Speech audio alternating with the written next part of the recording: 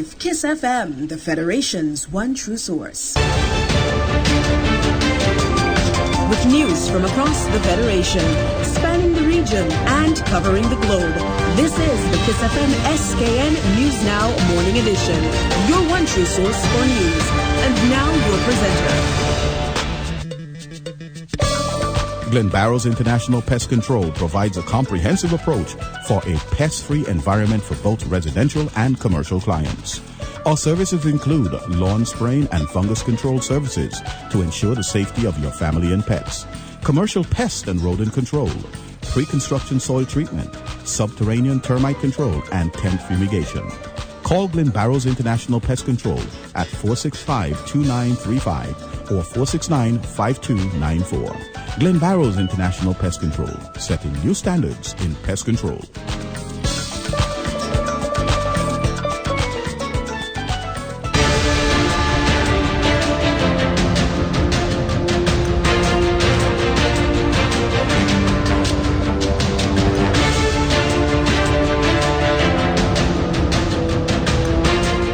Good morning. Today is Friday, 3rd February 2017. I'm Leslie Joseph. This is the SKN News Now Morning Edition, brought to you with the kind compliments of Glen Barrows Pest Control and Guest House. These are the top stories this hour. Nationally, when you can't be forthcoming with the truth, say it's a matter you can't deal with. This is Ambassador Sidney Osborne's advice to public officials. And a big fat zero, that's the grade Honorable Congress Maynard is giving Team Unity as they announce a week of activities to mark 2 years in office. Regionally, Bahamians are being issued new electronic passports. Internationally, a suspected terrorist attack has been thwarted outside the Louvre in Paris. And in sports, Ghanaians are disappointed today after being eliminated from the Africa Cup of Nations on Thursday. Now for a look at the stories in detail. As the Team Unity Coalition prepares to mark its second term in office, Labour Party representative for constituency number 3, Honourable Congress Maynard, has rated their performance as a big fat zero. Speaking with SKN News Now earlier, MP Maynard said the government's performance netted it no points, especially with regard to morality and integrity. The current administration took office almost 2 years ago, after the February 16th election, and they came into office with a wave of promises that the electorate had given their vote on. Some promises included $500 minimum wage, $500 extra per month for families earning less than $3,000 a month. Promises such as integrity in public life legislation or legislation activation, speedy introduction of the Public Accounts Committee, freedom of information, constitutional reform, and some other very big key issues which they campaigned upon. Fair share for all, no discrimination, no victimization. And as a recent social commentator said in the social media, if he were to rate this particular coalition government over the past 2 years, it would be one big fat zero. A zero for morality, zero for integrity, zero for accountability, and zero for dealing with the people's business. MP Maynard went on to state that the tripartite coalition won the hearts of many citizens with numerous promises, nearly all of which they have failed to deliver. First, they entered office on a platform of deception. They were able to convince enough of the electorate to believe that the St. Kitts Nevis Labour Party administration was straying from its core duty of doing the best for the people of St. Kitts and Nevis. Although at the time the economy was booming with 6 to 7% growth, the Citizen by Investment program was at its all-time high, bringing in hundreds of millions of dollars into the coffers of the Treasury. We had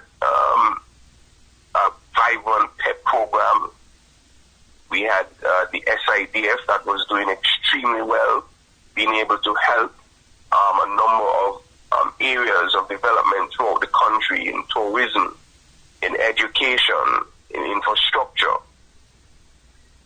They were able to convince enough people that that was not enough, and that somehow the government of the day was not to be given another term in office. And so they promised the world, but have not even been able to deliver an island. In a recent Facebook post, Chairman of the People's Labour Party, Douglas Whatley, gave his take on Prime Minister and PLP leader, Dr. the Honourable Timothy Harris's "I got the O" statement at a recent town hall meeting.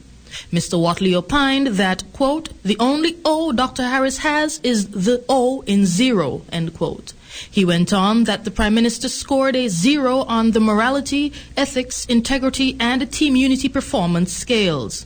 Making reference to the PLP chairman's Facebook post, MP Maynard said that after careful consideration and observation, he is inclined to agree with the scorecard given by Mr. Whatley. And so I would have to agree with the commentator, who, by the way, is one of their foot soldiers who assisted them in reaching to where they are today, who has to say, if you are reasonable, and if you look at what the government of the coalition parties, or the coalition government of the three parties, CCM, PLP, and PAM, if you look at their record, based on their promises to date, it would be 0. Because they have accomplished no major promise in their manifesto. Save for, if we were to give them 0.1%, is to remove the remainder of the VAT that remained on food and funeral expenses. It is probably the only promise that they did make that they were able to keep, but none others.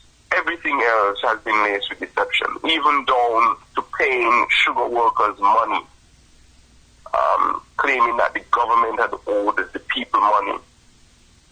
But instead they went to Venezuela, a stricken country at the moment economically, to get $60 million US as reported by Venezuelan and by the minister responsible for public works, but only distributing about 16 million EC to sugar workers, some of whom never worked significant time in the industry.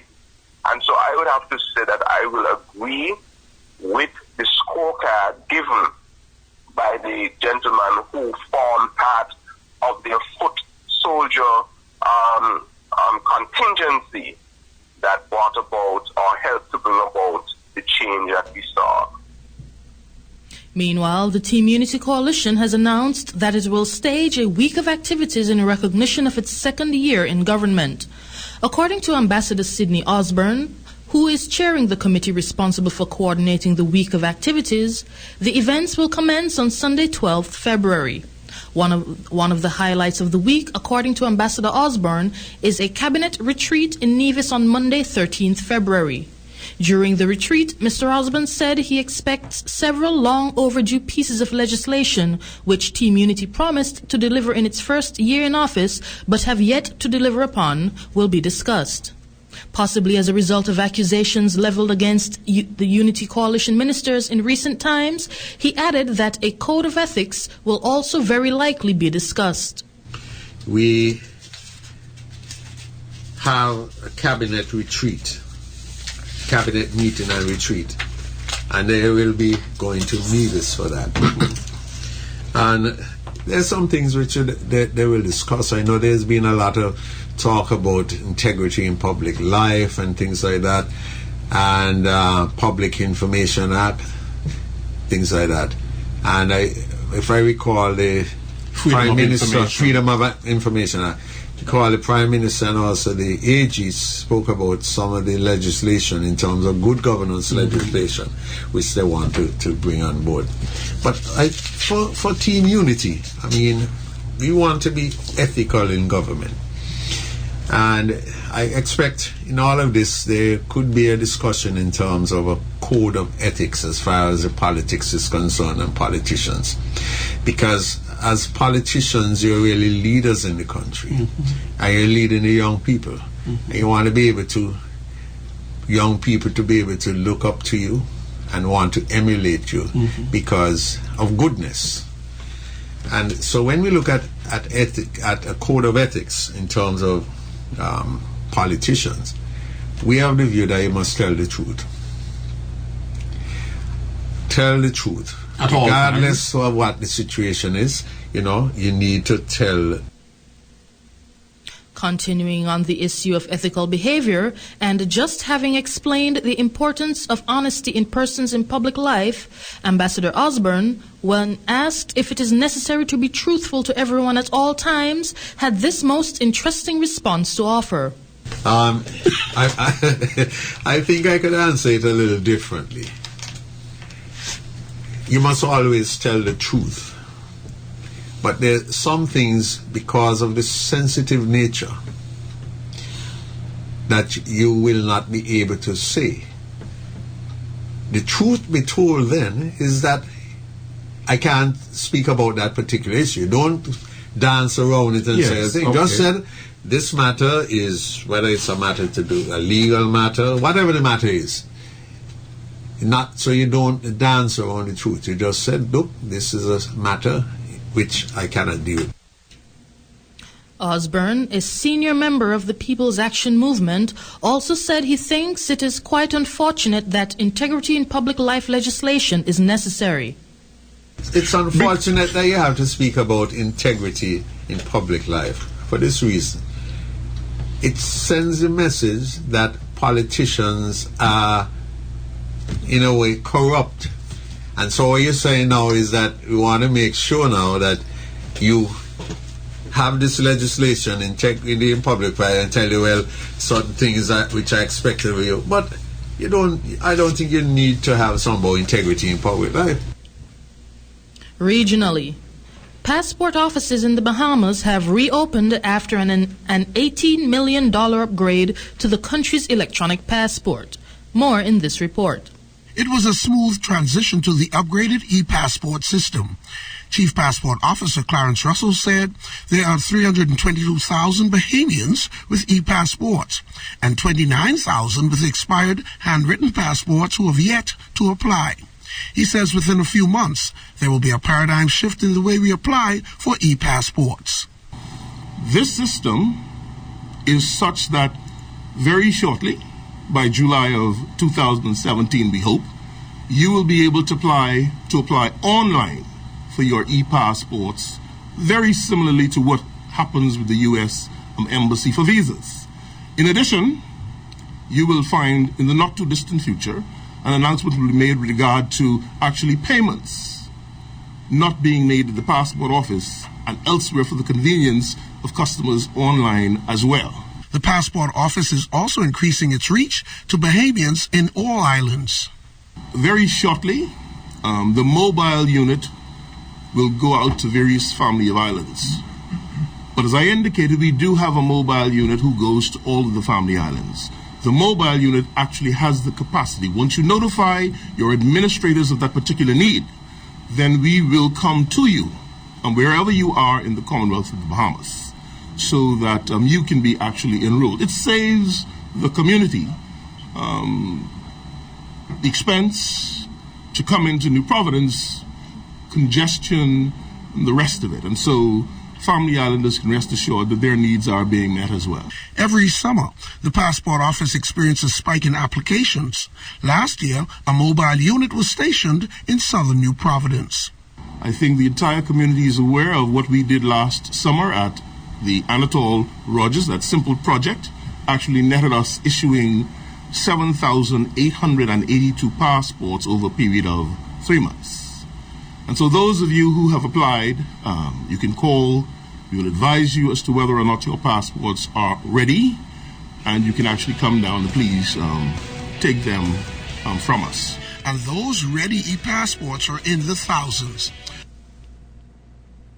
In Guyana, a motion by the opposition People's Progressive Party Civic seeking annulment of the amended Value-Added Tax Act was defeated in the parliament earlier this week. Travis Chase reports.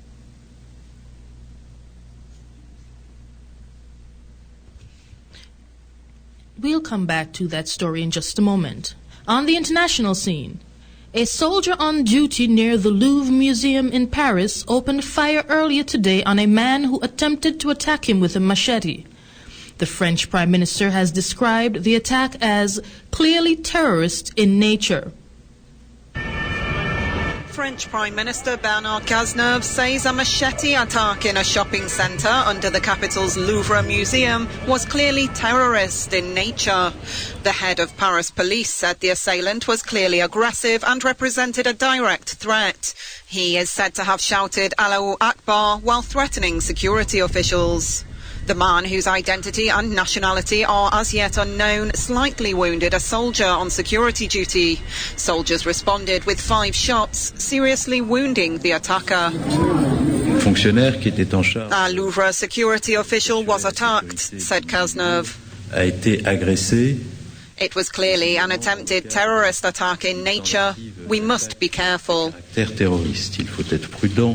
The museum and its surroundings were evacuated shortly after the attack, and visitors inside were prevented from leaving. A search of the suspect's 2 bags uncovered no explosives.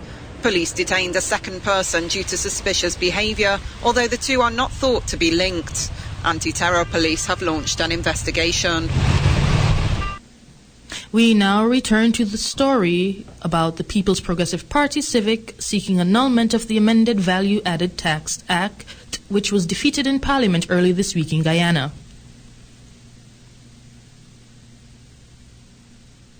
The motion was tabled in the name of Opposition Chief Whip Dale Teixeira, whose argument was that the government had placed an unbearable burden on the people by imposing value-added tax on zero-rated items which had not attracted VAT in the past. Exercise books, educational charts. You've gone to the point of erasers, chalk, handheld pencils, sharpeners. I mean, seriously? What are you doing to the poor people of this country? What are you doing to the children of this country? Mr. Shearer's passionate argument was essentially over budgetary measures which had already been approved in the House and are to be enforced from February 1. It was essentially a last-ditch attempt to get the government to reconsider its decision to tax certain items. She concluded that consumers had to pay more for medicine, sports gear, essential food items, and water, among other things, and that the recent VAT amendments should be overturned. This motion is critical, and we appeal to the government. We appeal to the government in the best interest of our people. In the best interest of our people. Repeal the VAT order number 18 and reinstate all the items that were zero-rated previously instead of one of the VAT Act. But Minister within the Ministry of Finance, Jaipal Sharma, explained that Mr. Shearer and her colleagues in the opposition had gotten it all wrong regarding the new value-added tax schedule. He insisted that the PPPC would have been forced to initiate similar measures had that party still been in office. What is important to note is the difference between what is zero-rated and what is exempted. What the ordinary people want to know is if, when the government should make something that was previously zero-rated exempted, if they will have to pay VAT. The answer is no. The answer is no. Oh my gosh. Because in both cases where it's zero-rated and exempted, there is no VAT will be put on that bill. You wouldn't be seeing any VAT on that receipt, that bill. And that is what is important. Minister Sharma also debunked Mr. Shearer's assertion that prescription drugs will be VATable when the legislation comes into force on February 1, adding that only the doctor's consultation fee will attract VAT. And people should know this.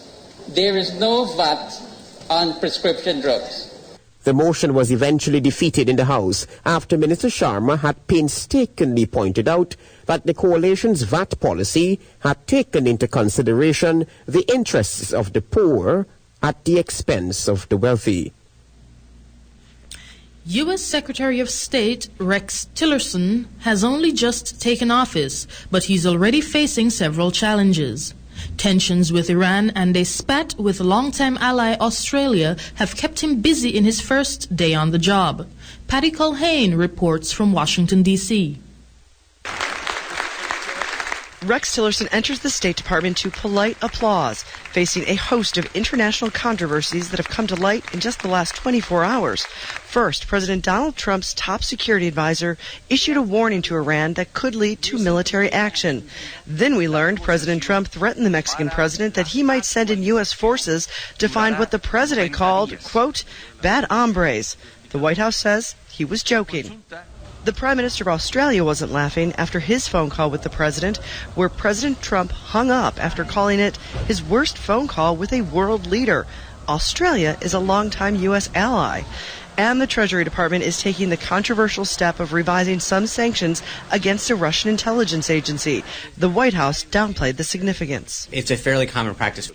All of this has many career Foreign Service officers on edge, but the message from their new boss, they will be listened to. You have accumulated knowledge and experience that cannot be replicated anywhere else. Your wisdom, your work ethic, and patriotism is as important as ever. And as your secretary, I will be proud to draw upon all these qualities in my decision making. It's still an open question if the president will be listening to his Secretary of State. But we do know he is listening to Stephen Bannon, his senior advisor, a former radio host whose recordings have come under new scrutiny. In one, he predicts a war with China in 5 to 10 years and another war in the Middle East in the near term. You have an expansionist Islam and you have an expansionist China, right? They are motivated, they're arrogant, they're on the march, and they think the Judeo-Christian West is on the retreat. It's obvious by his policy choices that President Trump is following Bannon's lead. If Secretary Tillerson has any chance of success, his very first order of business on this, his very first day, try to change that. And now we take a look at sports. In news from the Africa Cup of Nations, Ghanaians are very disappointed this morning after the Black Stars' failure yesterday to qualify for the finals. The Ghanaian national team head coach will also be under heavy scrutiny, as this is the second time the team has been unable to make the final under his watch. In Accra, fans of the Black Stars were left dejected following their team's failure to reach this year's final. Ghana made it all the way to the finals of the last edition of the tournament in Equatorial Guinea before eventually losing to Cote d'Ivoire on penalties. Fans are questioning the future of coach Avram Grant. For the coach, he just has to be changed because it's like he is controlling the GFA. He is controlling those who are paying him, and I believe we need to get somebody that we must. I believe we need to get a local coach. We have the luck in terms of the first round through the quarterfinals. So I think we can make through to the final, but it hasn't happened. So we have to take it slow. And that item brings us to the end of the Kiss FM SKN News Now Morning Edition, brought to you with the kind compliments of Glen Barrow's Pest Control and Guest House. Join us again at 5:45 for our comprehensive evening news package. I am Leslie Joseph.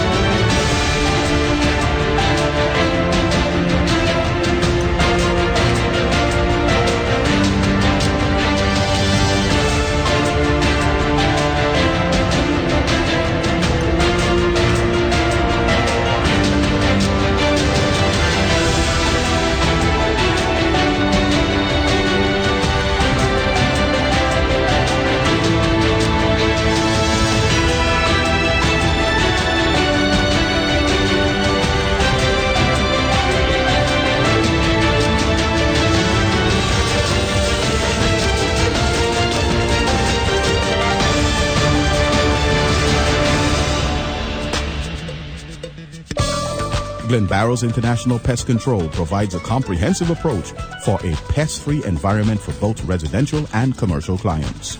Our services include lawn spraying and fungus control services to ensure the safety of your family and pets, commercial pest and rodent control, pre-construction soil treatment, subterranean termite control, and tent fumigation.